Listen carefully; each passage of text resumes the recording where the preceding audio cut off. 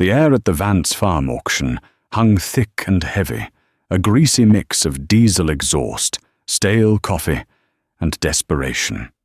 It was late October, 1979. A cruel wind, promising the first hard freeze, whipped across the stripped cornfields, kicking up dust devils that danced around the worn-out tires of Harold Vance's life's work. I stood near the back of the crowd, my hands shoved deep in the pockets of my canvas work coat, my knuckles raw and chapped it. I wasn't there to bid. I was there to bear witness, a grim duty we farmers paid to our fallen. Harold stood off by himself near the milk house, a ghost on his own land. His shoulders were slumped inside a threadbare flannel shirt, his face the colour of ash. The auctioneer's rhythmic chant, a death rattle for a family farm, echoed off the side of the big red barn Harold's grandfather had raised. They'd already sold the household goods, the milkers, the hay wagons. Now they were on to the big iron, the heart of the operation. And there it was, the beast, the Steiger Tiger II. It sat hulking and silent, a monument to ambition and bad timing. Its green paint was faded to the color of a dead leaf, scarred with rust, where the Nebraska mud had eaten away at the steel. A dark, greasy stain bled from the center pivot down its belly, a wound that never stopped weeping hydraulic fluid. One of the massive 24.5-32 tires was flat, the rubber cracked and split like an old boot, letting the rim sink into the cold dirt. Just 2 years ago, that tractor had been Harold's pride and joy. He'd bought it brand new, financed to the hilt when corn was pushing $3 a bushel and the bankers were telling everyone to get big or get out. He'd paraded it around the county like a prize bull. Now it was just another item on the docket. The auctioneer, a fast-talking man named Slim, tried to work his magic. "All right, folks, here she is, the one you've been waiting for. A real powerhouse. 4-wheel drive, 300 horse Cummins under the hood. She needs a little TLC, boys, but think of the acres you could turn with this monster. What'll you give me? Who'll start the bidding at 20,000? 20,000, do I hear 20? Silence. The wind howled a mournful reply. Nobody moved. We all knew the story. We knew about the Cummins that was hard to start, the transmission that slipped out of fourth gear, the endless, expensive thirst for hydraulic oil. It was a beautiful, terrible machine, built for a scale of farming that hadn't quite arrived, or maybe had already passed us by. Richard Peterson, who went by Rich, let out a loud theatrical scoff. He stood near the front, arms crossed over his chest, a smirk playing on his lips. He was 10 years my junior, but he farmed 4 times the ground I did. He wore a clean, new Pioneer Seed hat and a brand-new Carhartt jacket that hadn't seen a single drop of grease. His operation was a showcase of the latest and greatest.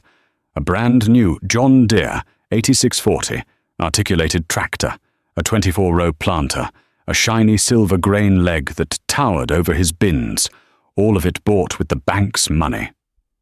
"Might as well start the bidding at scrap price, Slim," Rich called out, loud enough for everyone, especially Harold, to hear. "That thing's been rode hard and put away wet.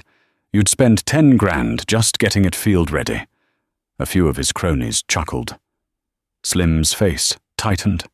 He ignored the comment and tried again. 15,000 then. Give me 15. 10. Do I hear 10,000 for this Steiger? More silence. The only sound was the rattling of the chain on the flagpole.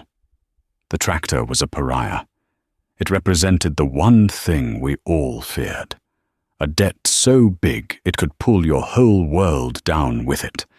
It was too much tractor, too much payment, too much risk. Slim finally sighed, wiping his brow with a red handkerchief. All right, boys, we'll pass on it for now. We'll tag it and see if the scrapper'll make an offer at the end of the day. Tagged for scrap. The words hit me like a punch to the gut. that magnificent, powerful machine reduced to the price of junk steel. I looked over at Harold. He didn't flinch. He just stared at the ground, as if he was trying to find the place where it all went wrong. I felt a cold dread creep up my spine. This wasn't just Harold's failure. It was a warning shot fired across the bow of every farmer in the county. I turned and walked away before they could start on the rest of his equipment. I couldn't watch anymore. I climbed into my '72 Ford F-250, the one with the 390 V8 and the 4-speed on the floor. The engine turned over with a familiar, throaty rumble. The cab smelled of dirt, oil, and the faint, sweet scent of last summer's alfalfa. As I pulled out of the muddy laneway, I passed Rich Peterson's convoy heading home. He was in his new Silverado, pulling a gooseneck trailer with a brand-new disc chisel on it. He didn't even glance my way. To him, I was just like Harold Vance, a relic from a bygone era, too stubborn and too small to matter. The whole way home, my father's words echoed in my head. He'd drummed them into me from the time I was old enough to hold a wrench. "Thomas," he'd say, his voice rough as a cob, "never let the bank own you. If you can't write a check for it, you can't afford it. Debt is a yoke, and the man who holds the note is your master." He'd lived through the 30s, seen his own father lose everything. That fear was branded into his soul, and he'd passed it down to me. I pulled into my own farmstead. It wasn't flashy. The house my grandfather built needed a coat of paint, and the barn roof was patched in a few places. But it was all mine. Every board, every nail, every acre. I parked the truck and walked into the machine shed, the big sliding doors groaning on their tracks as I pushed them open. There they sat, my iron soldiers, waiting patiently. My 1968 John Deere 4020, the diesel side console model, its green paint faded and chipped, the seat patched with duct tape. It was the best all-around tractor Deere ever built, and I knew every inch of it. Beside it was the old 51 Farmall M my dad had bought brand new, its bright red paint now a dull, respectable maroon.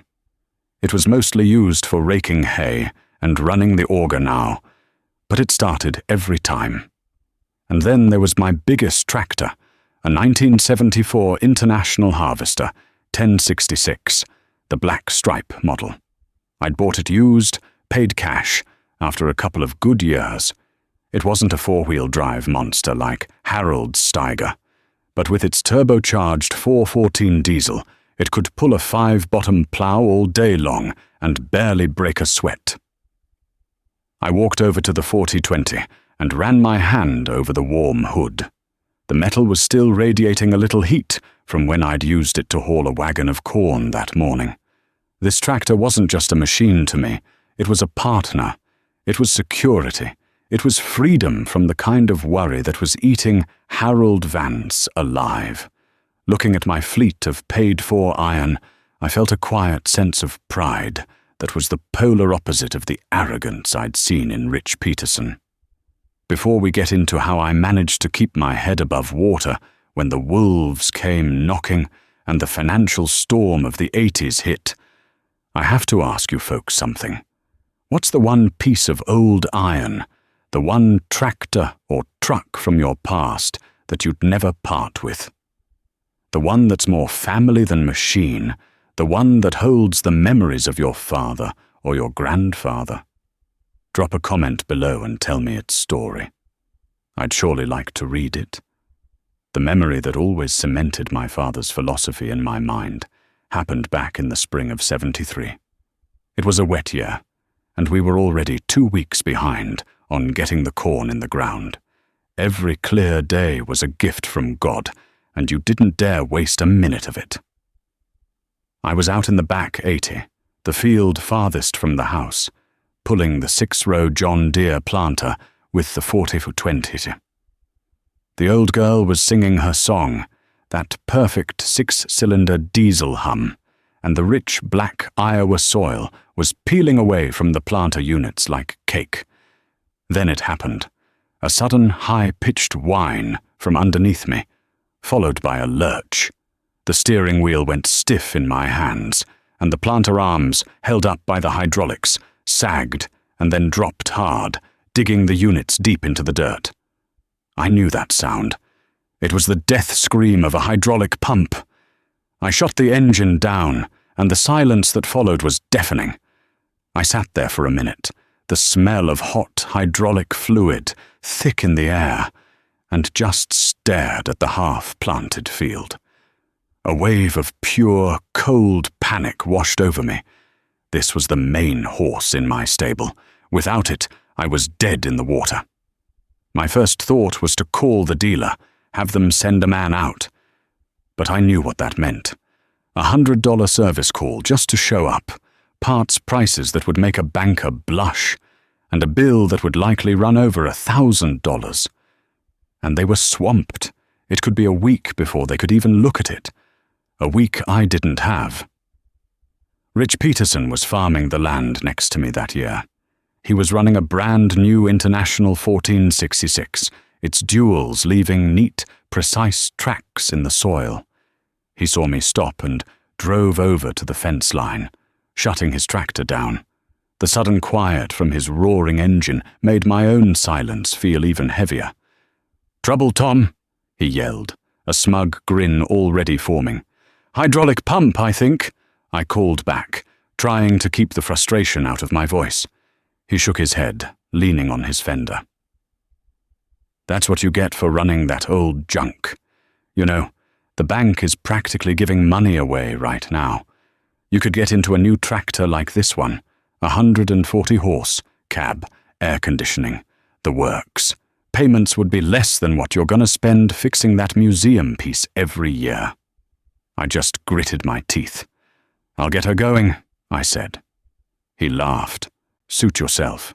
Some of us have corn to plant." He fired up the 1466, and a plume of black smoke billowed from the chrome stack as he pulled away, leaving me in his dust. That was all the motivation I needed. I walked the 1.5 miles back to the farmstead, my mind racing. I wasn't going to give him the satisfaction. I grabbed the service manual, a greasy, dog-eared book that was as essential as any wrench in my toolbox. I spent half the night reading by the dim light of a bulb in the machine shed, studying the diagrams, figuring out my plan of attack. The next morning, I was at it before the sun came up. That pump was buried deep in the tractor's guts, right behind the radiator. First, I had to drain all 20-some gallons of high guard fluid, a slow, messy process. Then came the radiator, the fan shroud, the fuel lines that ran over the top. Every bolt was coated in a hardened mixture of grease and dirt that had to be scraped away. My knuckles were bloody within the first hour. The pump itself was a beast, a heavy chunk of cast iron held in by bolts that hadn't been turned in a decade. One of them, tucked away in a spot my wrenches couldn't reach, almost broke me. I spent 2 hours trying to get it, my arms aching, my temper fraying. Finally, I went to the workbench and fabricated my own tool, welding an old socket to a long piece of steel rod, putting just the right bend in it to snake around the obstructions. When that bolt finally broke loose with a groan, it was a sweeter sound than any song on the radio. I wrestled the old pump out and laid it on the concrete floor. It was shot. I drove the Ford into town to the John Deere dealership. The parts man, a fella named Gus, who'd known my father, whistled when he looked up the price for a new pump. $487, Tom, he said, shaking his head. They sure are proud of 'em. It was a pile of money, but it wasn't 1,000. I wrote the check, my hand tight around the pen. As Gus was getting the new pump from the back, a couple of other farmers were at the counter, talking. They were talking about me. "Heard Tom Miller's 4020 is down," one of them said. right in the middle of planting. He ought to trade that thing in, the other replied.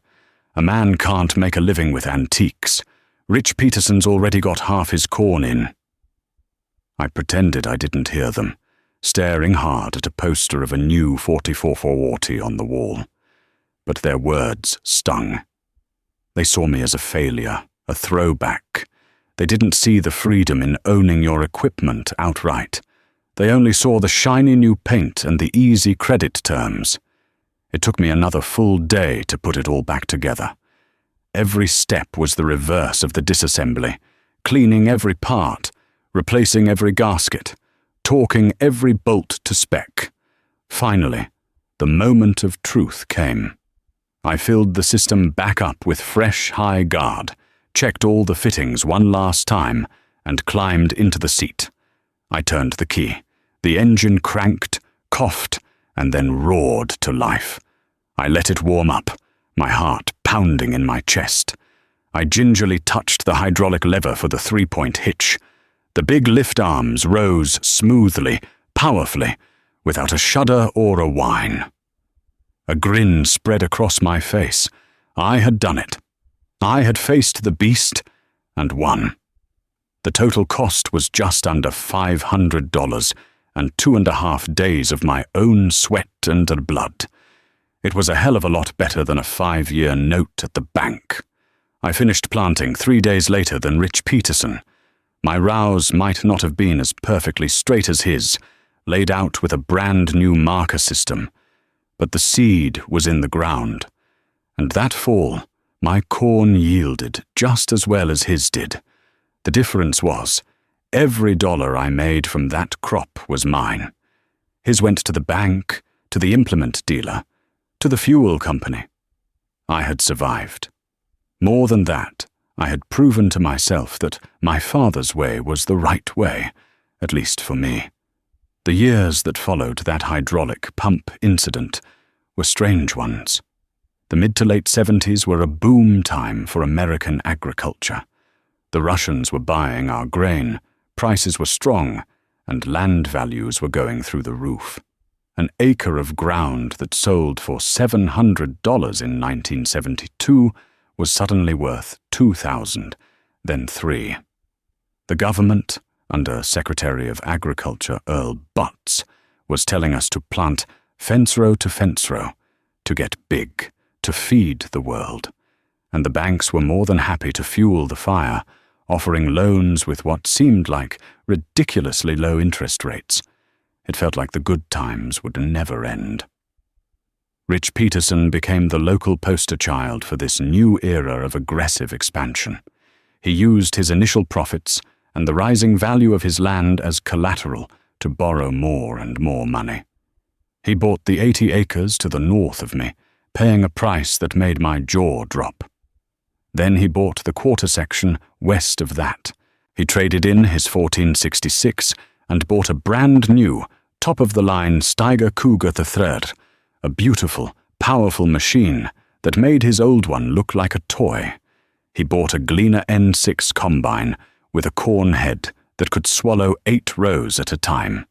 His farmstead became a sprawling complex of new machine sheds and towering grain bins, all of it financed, all of it leveraged to the hilt. The local paper did a feature story on him, calling him a young farmer of the future. There was a picture of him standing in front of his new Steiger, his arms crossed, looking confident and successful. In the article, he talked about economies of scale, about leveraging assets, about how you had to spend money to make money. He made a comment that stuck with me. "Some folks are content to just get by," he was quoted as saying, "but if you're not growing, you're dying. You can't compete in the modern world with 20-year-old equipment and an old-fashioned mindset." He didn't mention my name, but he didn't have to. Everyone in the county knew who he was talking about. The pressure to follow suit was immense. Even my wife, Sarah, a steady and sensible woman, started to have her doubts. One evening, as we were sitting at the kitchen table paying bills, she looked over the farm ledger and sighed. "We're doing all right, Tom," she said softly. "But the Petersons just put in a swimming pool. Their kids are taking piano lessons. Are we being smart, or are we just being stubborn?" I looked at her, at the worry lines etched around her eyes. "We're being safe, Sarah," I told her, taking her hand. "I'm making us a good living. We don't owe anyone a dime. I sleep at night. Does Rich Peterson?" I stuck to my guns. I resisted the siren song of easy credit. Instead of buying more land at inflated prices, I invested in the land I already owned. I spent a summer putting in pattern drainage tile on a low-lying 40 acres, a back-breaking job that I did myself with a rented trencher. The next year, that field yielded 20 bushels more per acre. I built terraces on a rolling piece of ground to stop the soil erosion. I put up a new hog building, a modest one, but I paid for it with cash from 2 good years of hog sales. My one big concession to the modern age came in 1978. My old John Deere 45 combine was getting tired, and finding parts was becoming a nightmare. I found a used John Deere 7700 Turbo at a dealer 2 counties over. It was a 1975 model, but the previous owner had been meticulous. It had a cab with air conditioning that actually worked. It was a massive upgrade for me. The dealer wanted $25,000 for it. I offered him $22,000 in cash. He took it. Driving that machine home was one of the proudest days of my life. It was a huge investment, but it was mine. No bank held the title. Still, in the eyes of the community, I was falling behind. I was the guy who patched his own tires, who rebuilt his own engines, who still cultivated his corn instead of using expensive herbicides. I was seen as a relic, a man clinging to the past while the future was passing him by. The first hint that the future might not be as bright as everyone thought came on a Tuesday afternoon in the fall of '79. I was at the bank in town, making a deposit. The bank president, Mr. Harrison, was at the loan officer's desk, talking to another farmer. I couldn't help but overhear. "The prime rate just jumped another point, Frank," Harrison said, his voice low and serious. "Volcker is not messing around." "What's that mean for my operating note next spring?" the farmer asked, his voice tight with anxiety. "It means it's going to be expensive," Harrison replied. "Very expensive. We're going to have to adjust all our variable rate loans." I didn't fully understand what the prime rate was, or who this Volcker fellow was. But I understood the tone in Mr. Harrison's voice. It was the sound of a party coming to an end. A knot of unease tightened in my stomach. Later that week, I saw an article in the Farm Journal.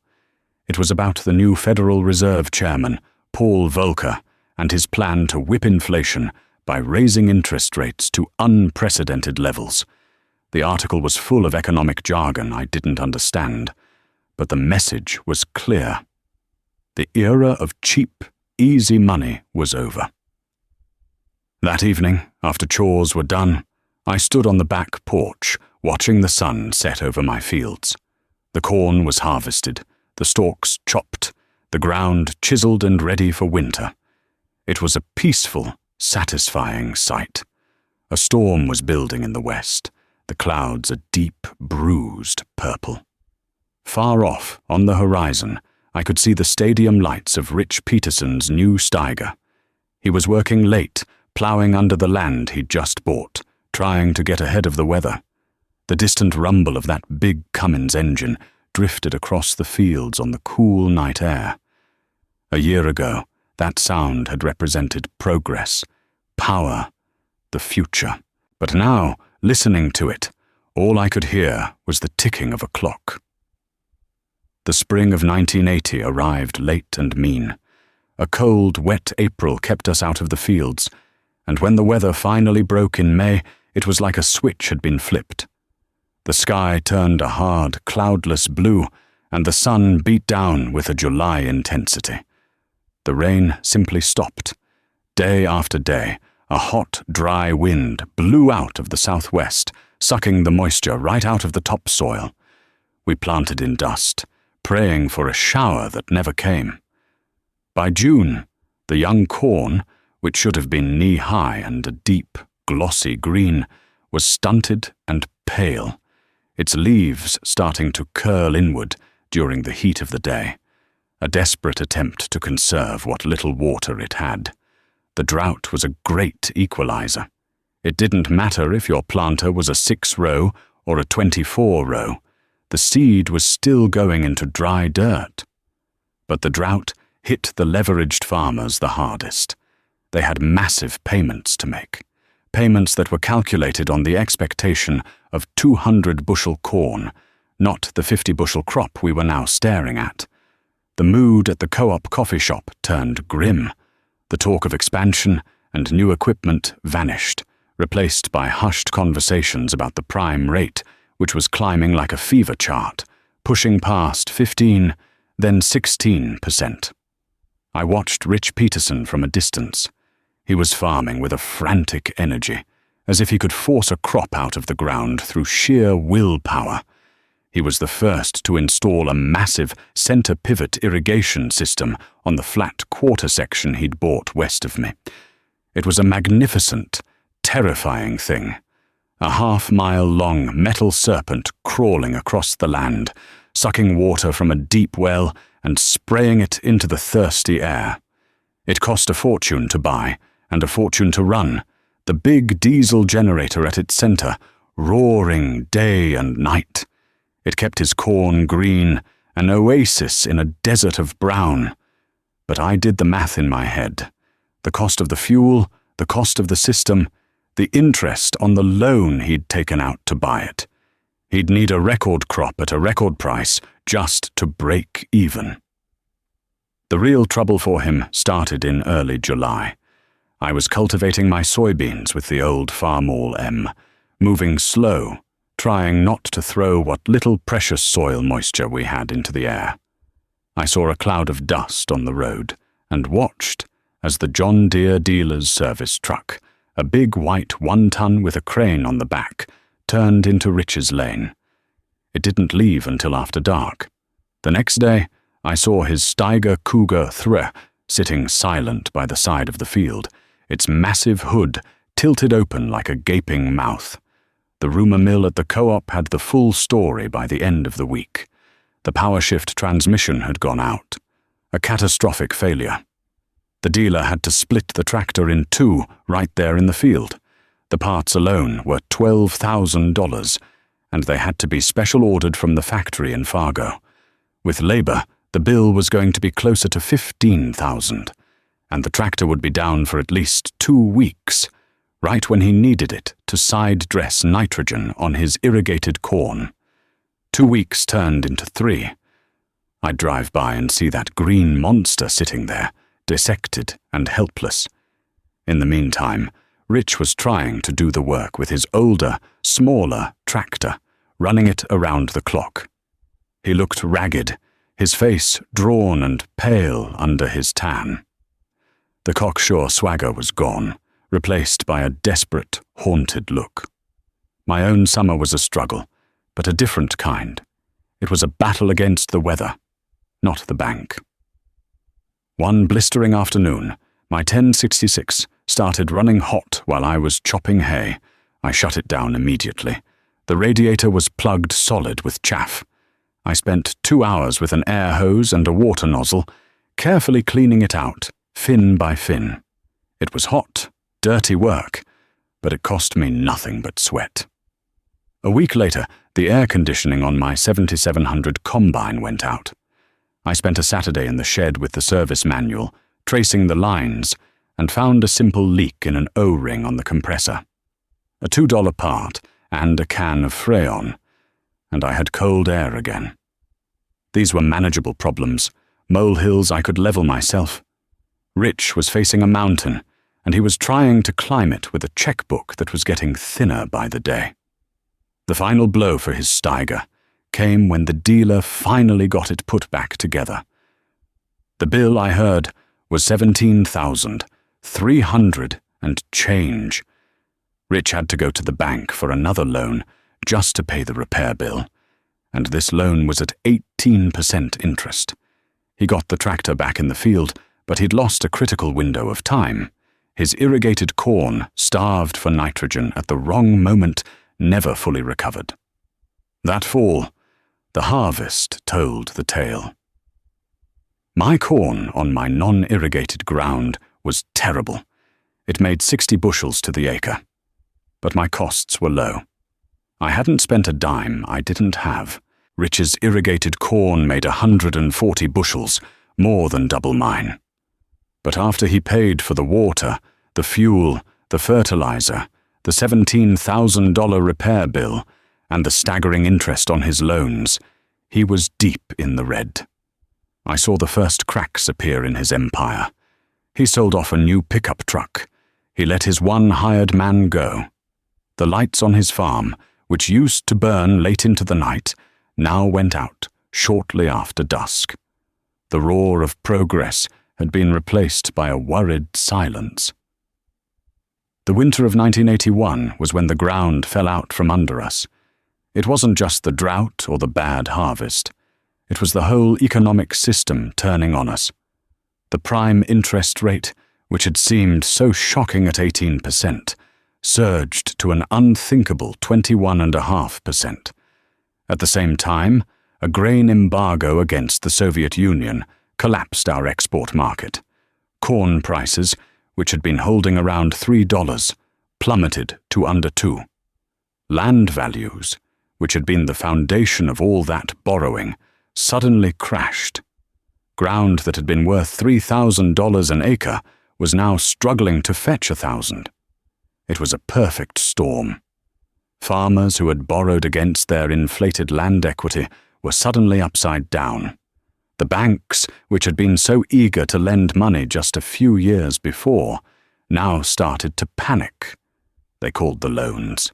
The word foreclosure, which had been a ghost story from our grandfather's time, became a terrifying reality. Every week, it seemed, another farm sale was advertised in the paper. These weren't retirement auctions, they were liquidation sales. The crowds were different now. They were smaller, quieter. The desperate energy of the Vance auction was replaced by a kind of numb shock. We were watching our neighbors, our friends, our community, being dismantled piece by piece. Rich Peterson held on longer than most. He was a fighter. He sold some of his newer equipment at a loss, trying to raise operating cash. He tried to renegotiate his loans, but the bank wouldn't budge. They wanted their money, and they wanted it now. His farm, once a symbol of modern success, began to decay. Weeds grew up around the silent, gleaming grain leg. The white paint on his fences started to peel. My own farm felt like an island in a raging sea. I wasn't getting rich. In fact, I was barely breaking even. I sold off a few hogs to pay the property taxes. Sarah took a part-time job at the library in town to help with the household bills. We ate what we grew in our garden and raised in our chicken coop. We patched our clothes and repaired our own appliances. But we were surviving. My old, paid-for iron was my salvation.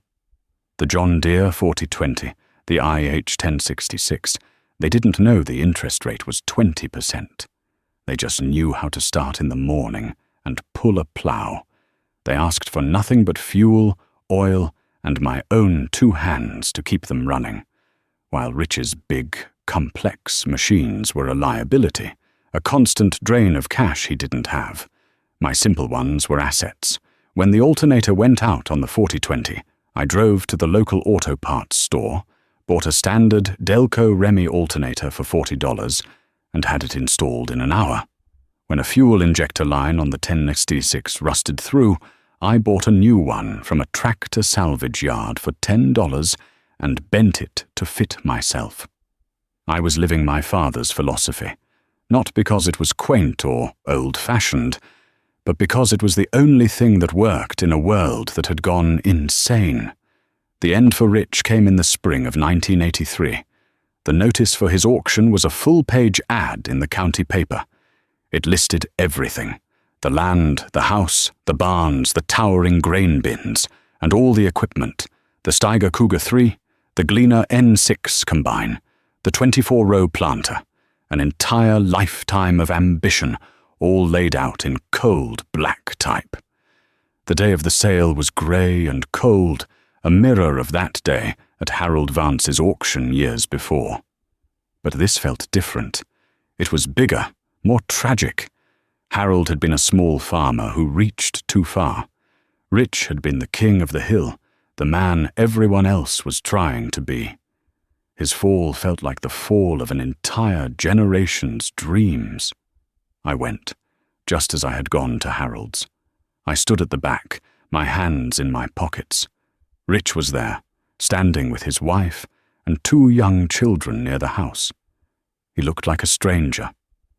The confidence was gone, replaced by a hollowed-out emptiness.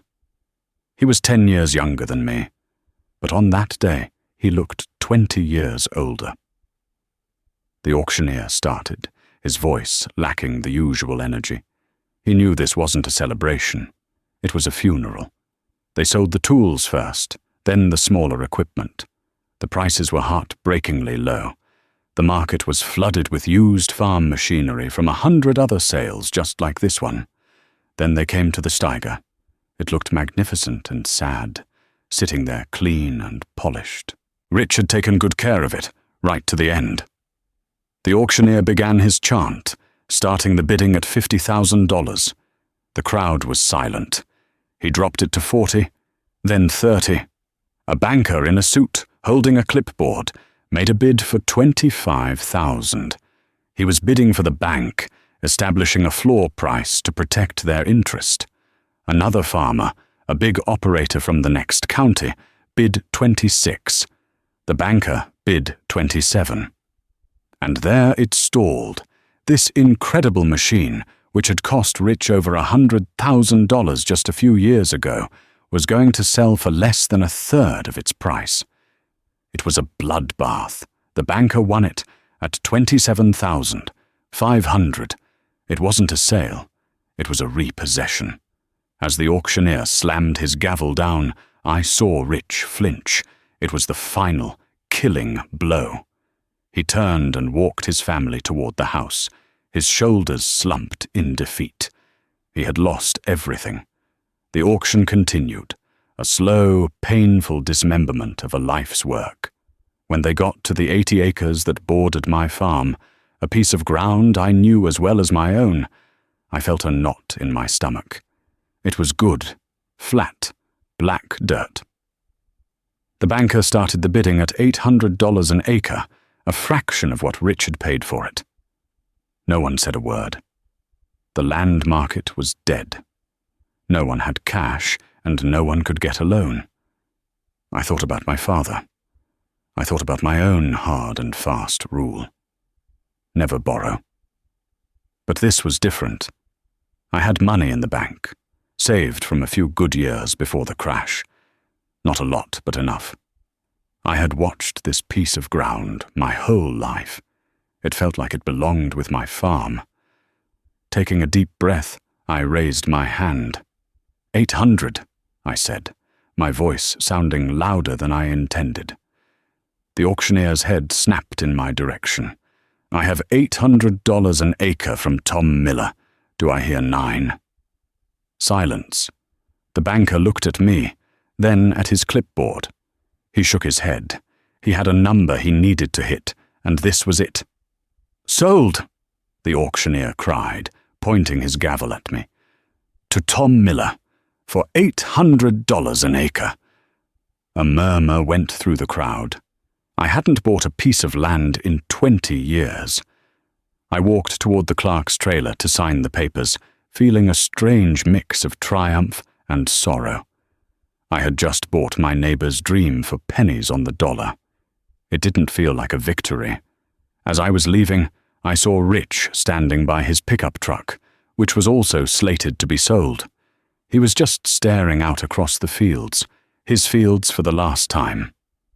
I almost just got in my truck and drove away. What could I possibly say to him? But something made me stop and walk over. He heard my footsteps in the gravel and turned. His eyes were red-rimmed. "Congratulations, Tom," he said, his voice flat and devoid of emotion. "You got a good piece of ground." "I'm sorry, Rich," I said, and I meant it. "I'm truly sorry it had to be this way." He gave a short, bitter laugh. "You've got nothing to be sorry for. You were right all along. You and your old man. All those years, I thought you were a fool, stuck in the past. But you weren't a fool. You were free." He looked down at his worn-out boots. "You know the worst part? It wasn't the bank. It wasn't the interest rates. It was me. I was so busy trying to be the biggest, I forgot to be the best. I forgot what farming was really about." An idea, one that had been forming in the back of my mind, suddenly came into focus. "What are you going to do now?" I asked. He shrugged. "Move to town, I guess. Find a job at the factory, if they're hiring. My wife's already got an application in at the grocery store. I'll have 80 more acres to farm now," I said slowly. "And that 7700 combine is a lot for one man to run by himself come fall. I could use a good, experienced hand during harvest, and for planting next spring. It wouldn't be much, but it'd be work." He looked up at me, his eyes widening in surprise. He was a proud man, and I knew what it cost him to even consider it. He swallowed hard. "You'd do that? After all the times I ran you down?" "This isn't about that," I said. "This is about a neighbor needing help, and you're one of the best mechanics I know. I could use a man who knows his way around a diesel engine." He stared at me for a long moment, and for the first time that day, I saw a flicker of the old Rich Peterson. A tear welled up in the corner of his eye and traced a path through the dust on his cheek. Thank you, Tom," he stammered. "Yeah, I'd like that." Rich and his family moved into a small rental house in town, but he came to work for me that fall and the spring after that. It was awkward at first. Him, the former king, taking orders from me, the man he'd once called a relic. But we found a rhythm. He was a phenomenal mechanic, and he taught me things about tuning a diesel engine that I'd never known. He kept my old iron running like a top. In turn, I think working with his hands again, smelling the soil, being out in the fields, helped to heal something in him. We didn't talk much about the past. We just worked. The farm crisis eventually bottomed out. The interest rates came down, and the land prices stabilized. Things got better, slowly. After a couple of years, Rich took a full-time job as the head mechanic at the big co-op garage. He was good at it, and he was respected. He never farmed for himself again, but he stayed connected to the land. We remained friends. Every now and then, he'd stop by the farm on a Saturday, and we'd stand in the machine shed, drinking a cup of coffee, just talking about tractors. Years passed. My son, David, grew up and decided he wanted to farm with me. I was luckier than most. I had something to give him. We bought another 160 acres in the early 90s, paying a fair price, with a modest, manageable loan that we paid off in 10 years. One cool autumn afternoon, when I was well into my 60s, I was out in the shed with my grandson, Ben. He was about 10 years old, with an insatiable curiosity for all things mechanical. We were working on the old John Deere 4020, giving it a tune-up. It was the same tractor that had taught me so much, the one whose hydraulic pump had nearly broken me 30 years before. It didn't do the heavy tillage anymore. We had a newer, bigger tractor for that, a John Deere 8300 we'd bought used and paid for with cash, but the 40-20 still earned its keep, running the hay rake and the grain auger. "Grandpa?" Ben asked, wiping a smudge of grease from his nose with the back of his hand. "Why do we keep this old tractor? Dad says the new ones have computers and GPS and can practically drive themselves." I stopped turning the wrench and looked at him. I pointed to the faded green hood. "You see this tractor, Ben?" I said. "This tractor is the reason we still have this farm. There was a time when all our neighbors were buying brand new, shiny machines on credit. They got bigger and bigger and deeper in debt. Then, when times got tough, the bank came and took it all away." I leaned against the big rear tire, the rubber worn smooth with age. "This tractor never sent us a bill in the mail. It never charged us interest. When it broke, your dad and I could fix it right here, with our own hands. It's not the biggest or the fastest, but it's honest iron. It taught me that success isn't about how much you can borrow. It's about how much you can build and own and take care of yourself." I picked up the wrench again and handed it to him. "Now, let's finish adjusting these valves. She's got a lot of work left to do." Ben took the wrench, his small hands fitting around the cold steel. He looked from the old tractor to me, a look of understanding dawning in his young eyes. In that moment, I knew that the most important thing I would ever pass on to the next generation wasn't the land, or the equipment, or the money in the bank. It was the lesson, the hard-won, greasy, simple truth that my father had taught me, and that this old John Deere had helped me prove. True wealth isn't what you have, it's what you don't owe.